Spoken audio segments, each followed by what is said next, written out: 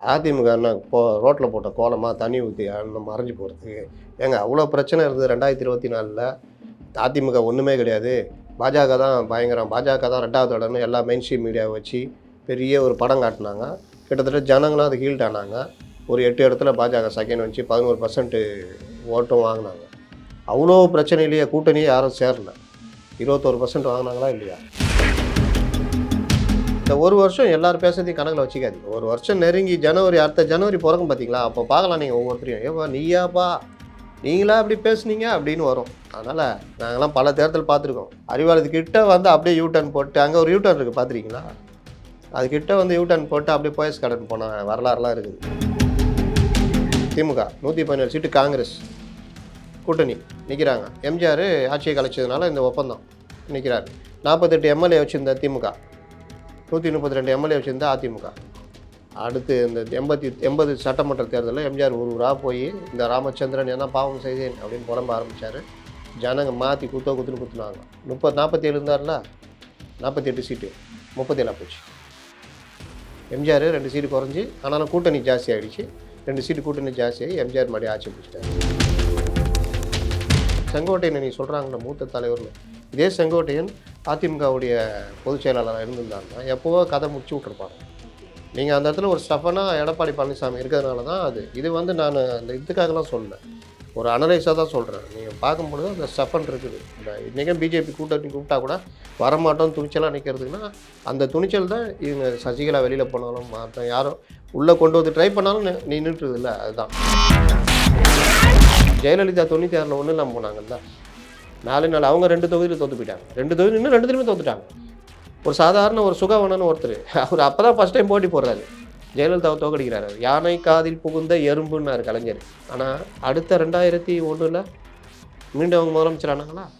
ஆனால் இதை வச்சுலாம் நம்ம முடிவு இருக்கு. சம்மர் ஹாலிடேஸ் வந்தாச்சு, நம்ம ஜிடி ஹாலிடேஸும் வந்தாச்சு. GT holidays, south India's #1 travel brand. Lyca productions Subaskaran வழங்கும் அஜித் குமார் நடிப்பில் விடாமுயற்சி உலகமெங்கும் வெற்றி நடை போடுகிறது. 2026 தேர்தலுக்கான பணிகளை எல்லா கட்சிகளும் ஏறக்குறைய ஆரம்பிச்சிட்டாங்க. அண்ட் உட்கட்சியாக இருந்தாலும் சரி, இல்லை கூட்டணி விவகாரங்களாக இருந்தாலும் சரி, இப்போவே தொடங்க ஆரம்பிச்சிட்டாங்க. ஆனால் அதிமுகவை பொறுத்த வரைக்கும் உட்கட்சியிலே நிறைய பூசல்கள், நிறைய பிரச்சனைகள் தொடர்ந்து வரதை பார்த்துக்கிட்டே இருக்கும். அதிமுகவினுடைய நிலை என்னவா இருக்கும்? இரட்டை இலை அதிமுகவிடம் தான் இருக்குமா அப்படின்ற ஒரு கேள்வியை அடுத்தடுத்து எழுப்பிக்கிட்டே அதிமுக என்ன ரோட்டில் போட்ட கோலமா தண்ணி ஊற்றி மறைஞ்சு போகிறதுக்கு. ஏங்க அவ்வளோ பிரச்சனை இருந்தது 2024ல். அதிமுக ஒன்றுமே கிடையாது, பாஜக தான் பயங்கரம், பாஜக தான் 2வது இடம்னு எல்லா மெயின் ஸ்ட்ரீம் மீடியாவை வச்சு பெரிய ஒரு படம் காட்டினாங்க. கிட்டத்தட்ட ஜனங்களும் அது ஹீல்ட் ஆனாங்க. ஒரு 8 இடத்துல பாஜக செகண்ட் வச்சு 11% ஓட்டும் வாங்கினாங்க. அவ்வளோ பிரச்சனையிலேயே கூட்டணியே யாரும் சேரல. 21% வாங்கினாங்களா இல்லையா? சேம் அதே இதில் அவ்வளோ பலமிக்க கட்சி நாங்கள் தான், இது 40 நாளை நமது எல்லாம் பண்ணாங்க, ஜெயித்தாங்க. ஆனால் திமுகவுடைய ஓட்டு எவ்வளோ தெரியுமா? 26%. நீங்கள் கேட்குறீங்க அதிமுக கரைஞ்சி போதா, அழிஞ்சு போதான்னு. 5% 6%ல் இருக்கிற கட்சியில் அது போகுமா? அப்போது என்னென்னா இது எல்லாமே ஒரு வகையான நரேட்டிவ். நீங்கள் ஓபிஎஸ்ஸை பெரிய தலைவர் மாதிரி காமிக்கிறாங்களா? நான் உங்களை கேட்குறேன், சொல்லுங்கள். கொஞ்ச நாளைக்கு முன்னே பொதுக்குழு கூட்டம்லாம் நடந்ததில்ல, அப்போ ஓபிஎஸ் கிட்ட இருந்த பொதுக்குழு உறுப்பினர்கள் எவ்வளவு, எடப்பாடிகிட்ட இருந்த பொதுக்குழு உறுப்பினர்கள் எவ்வளவு தெரியாது. ஓபிஎஸ் கிட்ட இருந்தது ஒரு 50க்கும் குறைவானவர்கள். எடப்பாடிகிட்ட இருந்தவர்கள் 2200 சில்லற பேர். எது பெருசு? கொஞ்சமாவது ஈக்குவலாக பண்ண முடியுமா? கிடையாது. ஈக்குவல் கூட பண்ண முடியாது. கிட்டத்தட்ட 50க்கும் 2200 சில்லறைக்கும் எவ்வளோ வித்தியாசம் இருக்குது? ஓபிஎஸ் இருந்த எம்எல்ஏக்கள் எவ்வளோ, இப்போ இருக்கிற எம்எல்ஏக்கள் ஏறக்குறைய முக்கால்வாசி அவங்க தான் இருக்காங்க. ஓபிஎஸ் கிட்ட 3 பேர் 4 பேர் ஓபிஎஸோடு சேர்த்து. அங்கே 62 பேர். எங்கேயாவது ஏணி வச்சாலும் எட்டுமா? இது மாவட்ட செயலாளர்கள் இவர்கிட்ட 1 2, மீதி 70க்கு பேரா 70 கிட்ட அவர்கிட்ட. அப்போ இந்த வித்தியாசம் எங்கே இருக்குது? அதுக்கு பிறகும் அவர் எல்லா கோர்ட்டு, ஐநா சபைக்கு மட்டும்தான் போகல, எல்லா கோர்ட்டுக்கும் போனார். உச்சநீதிமன்றமே நீங்கள் வெளியேற்றப்பட்டது செல்லும், பொதுக்குழு செல்லும், எல்லா விஷயமும் செல்லும், அவர் பொதுச்செயலாளர் தேர்ந்தெடுக்கப்பட்டு செல்லும், நீங்கள் இனி கரவேட்டி யூஸ் பண்ணக்கூடாது, நீங்கள் இனி லெட்டர் பேட் யூஸ் பண்ணக்கூடாதுன்னு தலையில் அடித்து அனுப்பிச்சி விட்டாங்க. அதுக்கப்புறம் உரிமை மீட்புக்குன்னு அதை போட்டு ஊட்டிகிட்டு இருக்கார். ஆனால் இன்றைக்கி இந்த ரைட்ஸ் சொல்கிறேன், இந்த பத்திரிகைகள் ஆதரவுடன் ஓபிஎஸ்ஸை பெரிய தலைவர்மா சித்தரிச்சிட்டு இருக்காங்களா? இன்னொன்று சொல்கிறேன், ரெட்டை இலை நீங்கள் என்ன கேட்டீங்க, ரெட்டை இலைக்கு பிரச்சனை வருமா? மகாராஷ்டிராவில் உத்தவ் தாக்கரே கட்சி சிவசேனா இருக்குல்ல, அதை பாஜக உடைச்சது. ஷிண்டேன் தலைமையில் வெளியில் வந்தாங்க. ஷிண்டேக்கு அதிகமான எம்எல்ஏ எம்பிஸ் இருந்தாங்க, உத்தவ் தாக்கரேக்கு அதோட கம்மி. தேர்தல் ஆணையம் இப்போ என்ன பண்ணுச்சுன்னா, நீ வாங்க சொல்லுங்கள் எவ்வளோ பேர் இருக்கா, உங்கள் சைடு எவ்வளோ பேர், ஷிண்டே சைடு அதிகம், சிவசேனா அவருதுங்க, அந்த சின்னமாக அவருதுங்கன்னு. இல்லைங்க எங்கள் அப்பா ஆரம்பித்த கட்சிங்க, பாரம்பரியமாக இது. இப்போ எவ்வளோ பேர் இருக்காங்க, உங்ககிட்ட எவ்வளோ பேர் இருக்காங்க, அவர் தான் சரத்பவார், தேசியவாத காங்கிரஸ், அவர் அண்ணன் பையன் தலைமையில் கட்சியை உடைச்சாங்க. இதே தேர்தல் ஆணையத்துக்கு போனாங்க, இவன்கிட்ட எவ்வளோ இருக்காங்க, சரி என்கிட்ட எவ்வளோ இருக்காங்க, அஜித் பவார்கிட்ட இவ்வளோ இருக்காங்க, அஜித் பவார் தான் கட்சி போச்சு. இப்போ சொல்லுங்கள், ரெட்டை இலைக்கு ஏதாவது பிரச்சனை வருமா? ஓபிஎஸ்ஸே போகிறாருங்க, தேர்தல் ஆணையத்துக்கு போகிறாரு, ஏற்கனவே போனாங்க தான், இப்போ போக முடியுமா? முதல்ல தேர்தல் ஆணையத்துக்குன்னு சில வரம்புகள் உண்டுங்க. தேர்தல் ஆணையம் என்ன பண்ணுன்னா, ஒரு கட்சி ரெண்டாக உடஞ்சிருக்கு, அப்போ போய் இந்த கட்சி எனக்கு தான் எந்த தான் அப்படின்னு சண்டை போடுறாங்கன்னா, அந்த டைமில் அந்த சின்னத்தை முடக்கிடுவாங்க. தற்காலிக முடக்கம் இருக்குது, நிரந்தர முடக்கம் இருக்குது. இந்த மாதிரி பல கட்சிகள் நடந்திருக்குது. காங்கிரஸ் ரெண்டாக உடஞ்சி ரெட்டைக்காலை போய் அதுக்கப்புறம் வந்து இவங்க இதில் நின்றாங்க, பசுவன் கண்ட்ரோல் சின்னத்தில் நின்றாங்க, 70களில் சொல்கிறேன். அப்போ ஸ்தாபன காங்கிரஸ் இந்திரா காங்கிரஸில் உடஞ்சிது. திமுக ரெண்டாக உடஞ்சிது, ஆனால் அவர் சின்ன தப்பி கோரல, ஏன்னா அதிகமான ஆட்கள் டிஎம்கேல இருந்தாங்க, அதனால் அவர் விட்டுட்டார். அவர்கிட்ட அதிக எம்எல்ஏக்கள் எம்பிகள் இருந்தால் கேட்டிருப்பாரு, உதயசூரியன் இன்றைக்கி மதிமுக கையில் இருக்கும், நாங்கள் தான் திமுகன்னு போயிட்டுருப்பாங்க. திமுகவே இவங்கள்ட்ட இருந்திருக்காது, திமுகவே வைகோ தலைமையில் போயிட்டுருக்கோம். அங்கே அது நடக்காத காரணம் அதிகமான ஆட்கள்னால் மாவட்ட செயல் அதிகம், ஆனால் இது எம்எல்ஏ எம்பிக்கள் வந்து இவங்கள்ட்ட ஜாஸ்தி இருந்தாங்க, அதனால் அது அவரால் கோர முடியல, மறுமலர்ச்சி திமுகன்னு உருவாக்கிட்டார். அப்போது தேர்தல் ஆணையம் என்ன பண்ணோன்னா, ஏன் இவங்களே ரெண்டாக புலவு போட்டாங்க 88ல் ஏடிஎம்கே. அப்போ ஜேன்னு பிரிஞ்சப்போ ஃப்ரீஸ் பண்ணாங்க, சின்னத்தை ஃப்ரீஸ் பண்ணிவிட்டு ரெட்டைபுறா சேவல் சின்னம் கொடுத்தாங்க. 89 எலெக்ஷனில் போட்டி போட்டு, அதனால தான் அதிமுக தோற்று போச்சு, டிஎம்கே ஜெயிச்சுது. அப்போது அதுக்கப்புறம் அவங்க ஒன்று சேர்ந்தோன்னா அந்த ஃப்ரீஸ் பண்ண சின்னத்தை கொடுத்துட்டாங்க. அப்போது உங்களுக்கு தேர்தல் ஆணையத்துடைய வேலை ரெண்டு இது பிரிகிறாங்க, இவங்களுக்கு இது வந்து சின்ன பிரச்சனை, யாருக்கு உண்மையான கட்சி இருக்குன்றத பார்த்து சொல்கிறது. இன்னொரு வேலை, கட்சி ஆரம்பிக்கிறார் விஜய் தாவேகா, தேர்தல் ஆணையத்தில் போய் அவர் பதிவு பண்ணணும், பைலாவை பதிவு பண்ணணும். அதுக்கப்புறம் விஜய் அந்த தலைவராக தேர்ந்தெடுக்கப்பட்டார், புஷியானந்த் பொதுச் செயலாளர் மற்றவங்க எல்லாம் இருக்காங்கன்னா, இதை தேர்ந்தெடுத்துட்டாங்கல்ல, இதை வந்து பொதுக்குழு கூட்டி அதை பதிவு பண்ணி தேர்தல் ஆணையத்தில் பதிவு பண்ணணும். அதுக்கு தான் இப்போ பண்ண போகிறாங்க அடுத்த மாதத்தில். அப்போது இது மாதிரி விஷயங்களுக்கு மட்டும்தான் தேர்தல் ஆணையம். பைலா, கட்சி பதிவு, சின்னங்கள், சின்னம் ஃப்ரீஸ் பண்ணுறது, இதுதான். இப்போ வந்து ஓபிஎஸ்ஸை கட்சி விட்டு நீக்கிட்டாங்க, சசிகலாவை நீக்கிட்டாங்க, புகழேந்தியை நீக்கிட்டாங்க, கேசி பழனிசாமி நீக்கிட்டாங்க. இவங்க போய் தேர்தல் ஆணையத்தில் என்னை நீக்கிட்டாங்க, அதனால் அந்த கட்சியை முடக்கணும், நாங்கள் தான் உண்மையான கட்சின்னு முறையிட முடியாது. அதை கோர்ட்டுலேயே வாங்கி கட்டிட்டாங்க. எப்படின்னா, இந்த நோட்டீஸ் சம்மந்தமாக நீங்கள் ஒரு முடிவு எடுத்து சொல்லுங்கன்னொன்னே எல்லாருக்கும் தேர்தல் ஆணையம் நோட்டீஸ் அனுப்பிச்சிட்டாங்க. அவர் கேட்குறாரு ஜட்ஜி, இவங்க சொல்கிறாங்க, மிலாட் நீங்கள் போட்ட உத்தரவின் பிரகாரம் நாங்கள் எல்லோருக்கும் நோட்டீஸ் கொடுத்துருக்கோம். யாரை கேட்டு கொடுத்த அப்படின்னாங்க. உனக்கு அந்த ரைட்ஸ் இருக்கா கூப்பிட்டு விசாரிக்கிறதுக்கு? எங்களை எப்படி நீ பயன்படுத்திக்கலாம் எங்கள் உத்தரவை? உனக்கு அந்த ரைட்ஸ் இருக்கா முதல்ல விசாரிக்கிறதுக்கு? இல்லை மிலாட். அப்புறம் எப்படி நோட்டீஸ் கொடுப்ப? இந்த மிஸ்யூஸ் பண்ணுற வேலைலாம் வச்சுக்கூடாது, உங்கள் வேலை எதுவும் அதுதான் பார்க்கணும். சரி, அடுத்த கேள்வி கேட்குறேன், அவங்கள வந்து இந்த மாதிரி உரிமையியல் வழக்குகளில், அதாவது இந்த மாதிரி நீக்கப்பட்ட ஒரு வழக்குகளில் விசாரிக்கிறதுக்கு உங்களுக்கு அதிகாரம் இருக்கா அப்படின்னு ஜட்ஜி கேட்குறாரு. உடனே வக்கீல் மிலாட், தேர்தல் ஆணைய வக்கீல் மிலாட், உரிமையியல் வழக்குன்னா என்னென்னா, இப்போ ஓபிஎஸ் இவங்களாம் நீக்கிட்டாங்கல்ல, நீக்கினதை எதிர்த்து அதுக்கு தான் அதுக்கான நீதிமன்றம் தான் உரிமையியல் நீதிமன்றம், அங்கே தான் வழக்கு போட முடியும். மிலாட், அந்த வழக்குகள் சம்பந்தமாக அந்த தீர்ப்புக்கு நாங்கள் கட்டுப்பட்டவங்க, அதை தாண்டி இதெல்லாம் விசாரிக்கிறதுக்கு எங்களுக்கு எந்த வித ரைட்ஸும் இல்லை, இருந்தாலும் நான் கேட்டு சொல்கிறேன், அவ்வளோதான். தீர்ப்பு எப்படி வந்துச்சுன்னா, நீங்கள் இது உங்கள் அதிகாரம் எந்த அளவுக்கு உங்கள் அதிகாரம் வரம்புன்றதை முடிவு பண்ணிவிட்டு அதுக்கு பிறகு நீங்கள் தேவைன்னா விசாரிங்க அப்படின்னு தீர்ப்பு கொடுத்துட்டாங்க. ஓகே ஓகே, இவங்க அதிகாரம் வரும்ல, அது வராது. புரியுதா? இது அப்போ அதுதான் சிவி சண்முகம் சொல்கிறாரா? குமாசா வேலைன்றாரு, அதான் சொல்கிறாரு. அவர் பாணியில் சொல்லிட்டார், உன் வேலை என்ன, நான் கட்சி ஆரம்பிச்சேன்னா வந்து உன்ட்ட சொல்லுவேன், எங்களுடைய உட்கட்சி விவகாரத்தில் தேர்தல் ஆணையம் தலையிட முடியாது அப்படின்னு. தலையிட முடியாது, உட்கட்சி விவகாரத்தில் தலையிட முடியாது.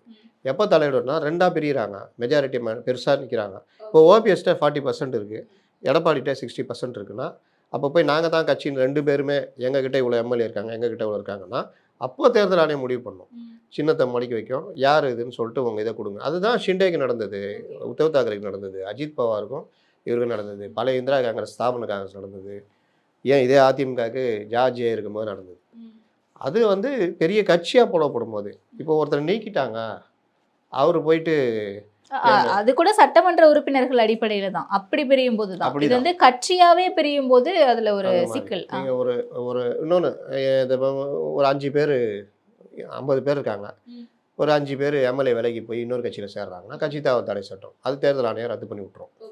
இது மாதிரி விஷயங்களுக்கு தான் தேர்தல் ஆணையம் தேர்தலை நடத்துவது, ஜனாதிபதி தேர்தல் நடத்துவது, மாநிலங்களவை மக்களவை தேர்தல் நடத்துவது, மாநில சட்டமன்ற தேர்தல் நடத்துவது, இதுதான் தேர்தல் ஆணையத்துடைய ஒர்க்கு. ஒவ்வொருத்தரும் உட்கட்சியில் நீக்கப்பட்டதுக்கெல்லாம் போனாங்க வச்சுக்கோங்க.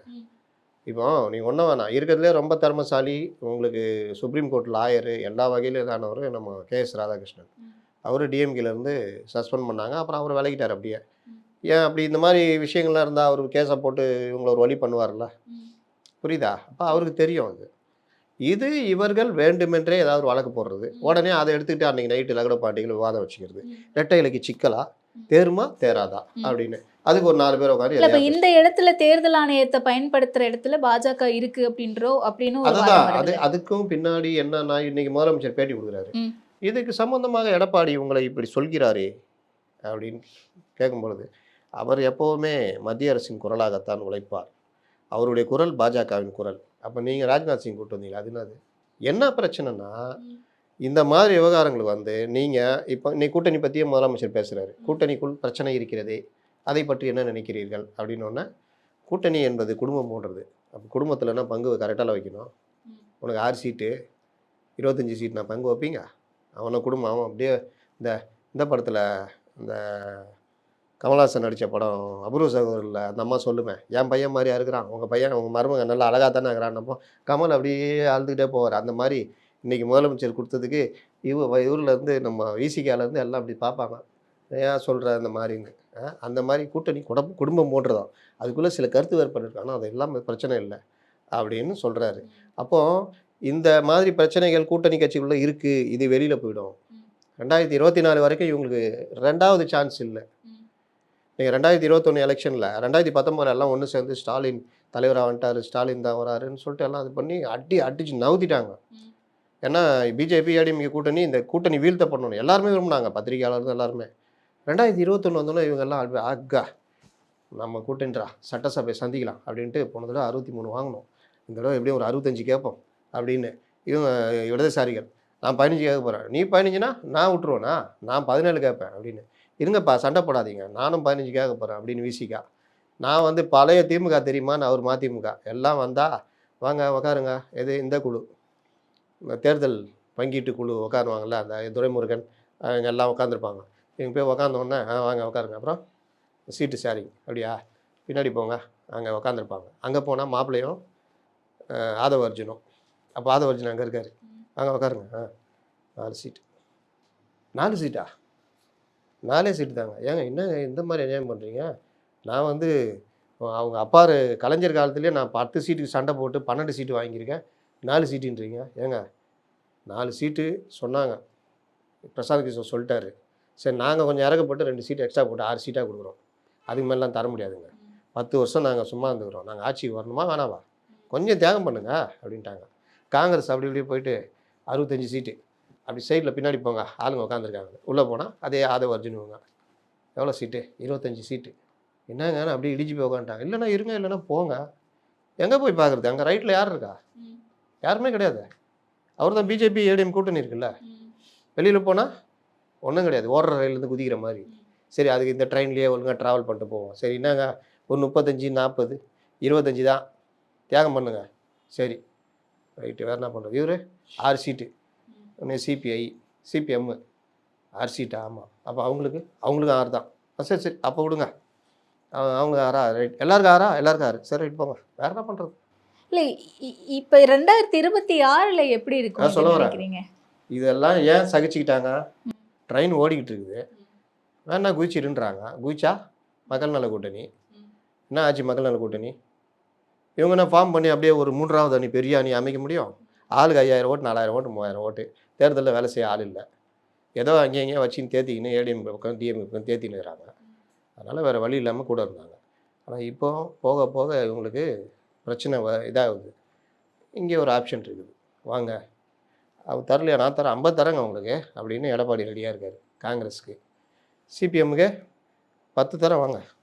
அங்கே ஏற்கனவே மாநாட்டிலே சொல்லிட்டாங்க, சிபிஎம் மாநாட்டிலே கொன்னே போடுவேன், சிங்கிள் டிஜிட் வாங்கிட்டு எதுக்கே நிற்கிறீங்க, நீலாம் எதுக்கே மாநில செயலாளர், டபுள் டிஜிட்னா பாரு, இல்லை தனியாக நிற்போம் அப்படின்ற அளவுக்கு மாநாட்டில் வச்சு செஞ்சுட்டாங்க கே பாலகிருஷ்ணன். திரும்பவும் ரிப்பீட்டேட்டிவாக அதை சொல்லிட்டே இருக்காருன்னு நினைக்கிறேன். அதிமுகவை நம்ப முடியாது, அவங்க எப்போ வேணால் மீண்டும் பாஜகவோட இணையறதுக்கான வாய்ப்பு திருமாவளவன் அதான் சொல்கிறாங்க, அவங்களே ஸ்போக்ஸ் பர்சனு. திருமாவளவன் வந்து தலைமை செய்தி தொடர்பாளர், இவங்களாம் செய்தி தொடர்பாளர்கள்.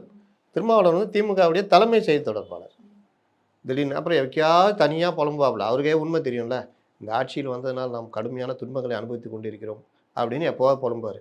அப்புறம் ஐயோ ரொம்ப புலம்பிட்டோமோ அப்படின்ட்டு போயிட்டு மறுபடியும் இந்த ஆட்சியை வீழ்த்த நினைக்கிறார்கள், ஒற்றுமையாக இருந்து காப்போம் அப்படின்லாம் பேசுவோம்.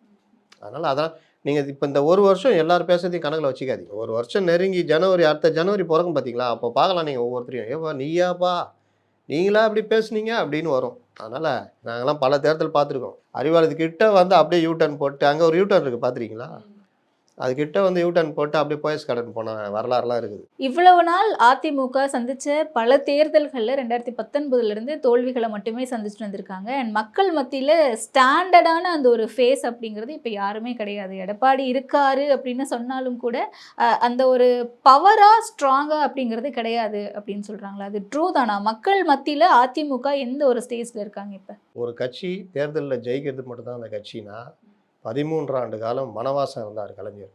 77ல் 48 சீட்டு, 80ல் ஆட்சியை கலைக்கிறாங்க. ஏன்னா 77லேருந்து 80 வரும்பொழுது நேருவின் மகளே வருக நிலையான ஆட்சி தருக்குன்னு காங்கிரஸ் கூட கைகோத்துக்கினார் யார், கலைஞர். அப்போ ஏன்பா 5 வருஷம் முன்னாடி போட்டு நிமித்தினாங்க, 5 வருஷம் கூட இல்லை, ஆமாம் 5 வருஷம் முன்னாடி போட்டு மிசாலை நிமித்தினாங்க. நம்ம ஆளுங்களாம் 4-5 பேர் கை கால் உடஞ்சி போச்சு, 2 பேர் செத்து போயிட்டாங்க. என்னன்னா இல்லை தேச ஒற்றுமை முக்கியம், நேருவின் மகளே வருக நிலை. ஆனால் அவங்க காரணம்லாம் நம்மளா சொல்லுவாங்க, அதை இப்போ கூட சொல்கிறார்ல அப்பா புள்ள அது மாதிரி சொன்ன உடனே எல்லாருக்கும் அதிர்ச்சி. ஆனால் அந்த கூட்டணி வந்து 37 சீட்டு ஜெயிச்சாங்க, எம்பி சீட்டு. எம்ஜிஆருக்கு படுதோல்வி 2 அது வெறுப்பேற்றினாங்க, ரெட்டையில் காட்டுறீங்களா 2 சீட்டு அப்படின்னு. எம்ஜிஆர் கிட்டத்தட்ட பயந்தே போயிட்டார். அப்போல்லாம் என்னென்னா இந்த சுப்ரீம் கோர்ட் ஆர்டர், இந்த 96, 97 தான் ஒரு ஆர்டர் வருது, ஆட்சியை இஷ்டத்துக்கு கலைக்க முடியாதுன்னு. அதுக்கு முன்னாடி வரைக்கும் ஆட்சியை கலைச்சா அவ்வளோதான் முடிஞ்சிச்சு. 91 கலைஞர் ஆட்சியை கலைச்சாங்க, எனக்கு என்னன்னு கழிச்சு விட்டாங்க 2 வருஷத்தில். அந்த மாதிரி எம்ஜிஆர் ஆட்சியை 3 வருஷத்தில் இந்திரா காந்தி பவருக்கு வந்து பிரதமர் ஆனோன்னு கழிச்சு விட்டாங்க. எம்ஜிஆர் என்னடா இதுன்னு பார்க்குறாரு, என்னடா நம்ம என்ன பண்ணோம், அந்த மாதிரி ஆட்சியை கழிச்சிட்டாங்க. என்னன்னா உங்களோட ஒப்பந்தம், நீங்கள் நான் 50% உங்களுக்கு தரேன். எந்த திமுக இப்போ 6 சீட்டு எல்லோரும் கொடுத்தா அந்த திமுக, 117 சீட்டு இவங்க திமுக, 117 சீட்டு காங்கிரஸ் கூட்டணி நிற்கிறாங்க. எம்ஜிஆர் ஆட்சியை கழிச்சதுனால இந்த ஒப்பந்தம் நிற்கிறார். 48 எம்எல்ஏ வச்சுருந்த திமுக, 132 எம்எல்ஏ வச்சுருந்தா அதிமுக. அடுத்து இந்த 80 சட்டமன்ற தேர்தலில் எம்ஜிஆர் ஊராக போய் இந்த ராமச்சந்திரன் என்ன பாவம் செய்தேன் அப்படின்னு புலம்ப ஆரம்பித்தார். ஜனங்க மாற்றி குத்துன்னு குத்துனாங்க. 47 இருந்தார்ல, 48 சீட்டு 37 போச்சு. எம்ஜிஆர் 2 சீட்டு குறைஞ்சி, ஆனாலும் கூட்டணி ஜாஸ்தி ஆகிடுச்சு. 2 சீட்டு கூட்டணி ஜாஸ்தியாகி எம்ஜிஆர் மறுபடியும் ஆட்சி பிடிச்சிட்டார். மறுபடியும் 84 எம்ஜிஆர் பார்த்தாரு, விட்டா காங்கிரஸை விட்டா இவர் எதாவது பண்ணுவார்ன்ட்டு காங்கிரஸை கெட்டியாக பிடிச்சிக்கிட்டார். அதுலேருந்து காங்கிரஸ் உறவு ஜெயலலிதா வரைக்கும் தொடர்ந்தது. அப்போ 84லையும் அடி. அப்போ இவங்க இந்திரா காந்தி சுடப்படுறாங்க. போங்கடா தேர்தலே நான் நிற்கல, சும்மா தோல்வின்ட்டு கலைஞர் அந்த தேர்தலில் நிற்கவே இல்லை. 84 தேர்தல் அதிமுக மீண்டும் ஜெயிக்குது. 87, 88, 87 எம்ஜிஆர் இறந்து போகிறாரு. அது வரைக்கும் கலைஞரால் ஒன்றும் பண்ண முடியல. 89 தேர்தலில் 2ஆக ஸ்பிளிட் ஆனோன்னு கலைஞர் ஜெயிக்கிறார். அப்போ 77 to 89 கிட்டத்தட்ட 12-13 வருஷம் வனவாசம். அன்றைக்கி என்ன கலைஞர் காணாம போயிட்டாரா, இல்லை அதிமுக திமுக கரைஞ்சி போச்சா? அப்படிலாம் இல்லை. ஒரு கட்சி தலைமை எந்த அளவுக்கு, நீங்கள் செங்கோட்டையன் நீங்கள் சொல்கிறாங்களே மூத்த தலைவர்னு, இதே செங்கோட்டையன் அதிமுகவுடைய பொதுச் செயலாளராக இருந்திருந்தாருன்னா எப்போவோ கதை முடிச்சு விட்ருப்பாங்க.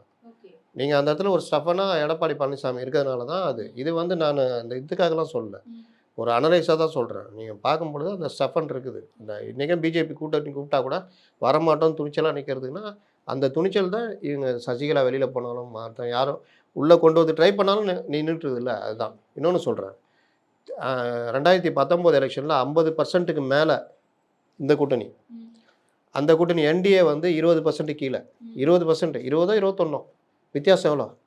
30% வரைக்கும் வித்தியாசம். அடுத்த 2 வருஷத்தில் 2021 சட்டமன்ற தேர்தலில் அவங்க 46%, இவங்க 39%. இது எங்கே ஏடிஎம்கே போச்சு?